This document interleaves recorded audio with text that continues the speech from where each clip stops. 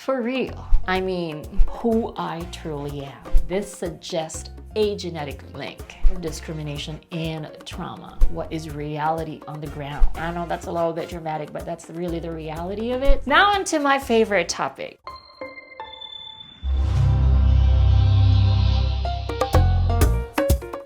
Hello, I'm Mackie of My Transgender Date, the #1 dating platform for trans women.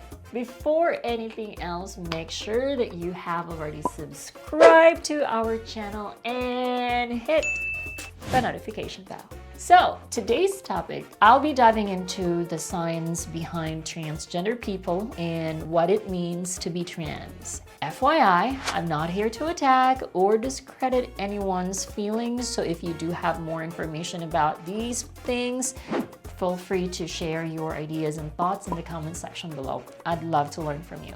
Okay, so before I'll begin with my topic, just a quick story time. I actually remember the reason I chose to study psychology, and it was because I wanted to understand who I truly am.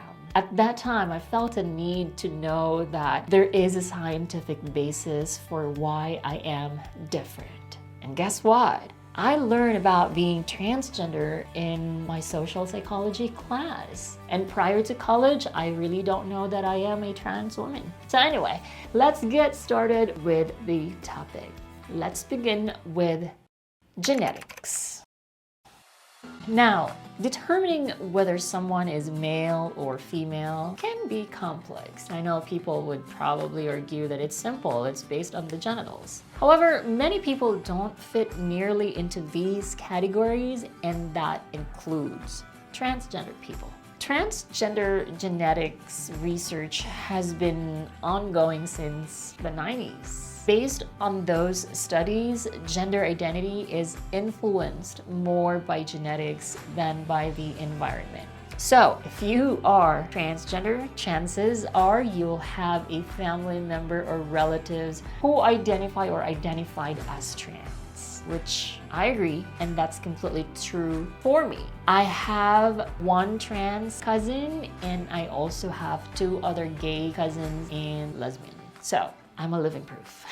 How did researchers determine this? One form of studying genetics is through twin studies. So, if identical twins are more likely to be both transgender compared to fraternal twins, then this suggests a genetic link. On one hand, if it is the other way around, wherein the fraternal twins share a trans identity more often, then this means environmental factors are likely the cause. Now let's get into the transgender brain. I love this. Did you know that transgender women's brain cells resemble cisgender women's more than they do with cisgender men's? Like, for real. If you were to ask me how my brain works, it would be something like this. I know what I want, but I also don't really know what I want. So if my boyfriend asks me what I want to eat, I'll say up to you, but then I might not actually want what he orders. If I say no, it might actually mean yes. I mean, doesn't that sound like a woman's brain to you? I'm just kidding, totally. Please, I'm just kidding this. Okay, back to the topic. This suggests that the brain structure of transgender women aligns with their gender identity, which is a woman. Aside from that, 2 independent research teams in 1995 and 2000 discovered that transgender women's brain closely resemble a cisgender woman's, both in size and in cell density.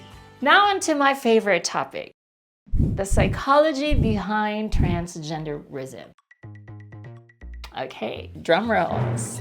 Now it's time for us to dive into the psychological aspect of transgenderism. Transgenderism exists because of the mental disorder called gender dysphoria. And I have talked about gender dysphoria, and if you want an in-depth explanation of it, you can separately watch this video here.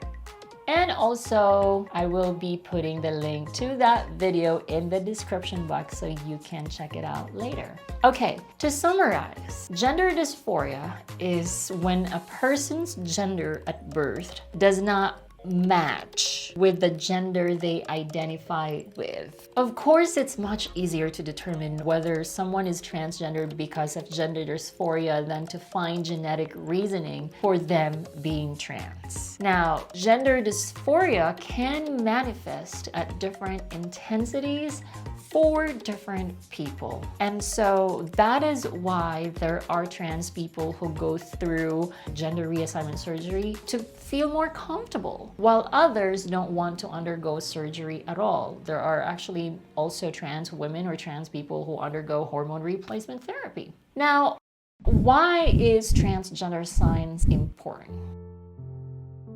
Transgender people often face a lot of discrimination and trauma. Many of you do not know that many of us don't receive the same opportunities that cisgender people have in areas like education, work, and social acceptance. Transgender people, most especially trans women, are being because of their gender identity. Now, you might be arguing that there are so many trans people who are living their best life based on what you see in social media. This is like what? A percentage of what is reality on the ground. And if you look up transgender news on the web, you'll often see the pages littered with violence and if it's not that, then it's blatant discrimination overturning of rights that trans people deserve. Trans people have the highest rates of alcoholism and suicide. So our community often struggles with so many things at once. Fighting for our rights is a never-ending battle, and the only way to put a stop to it is helping each other. And a simple way to help those being abused is to contact LGBT support hotlines or donate to your favorite charities, or just be educated about our existence and have an open mind and have an open heart. And if you have the heart to help stop these crimes, the best thing you can do is to spread awareness. You can help our community by sharing our videos, such as this one. You can share it to your friends and family to keep them informed. Transgender people deserve a dignified life, and I hope that you are more than willing to help in making this world a better place, a safer place for us.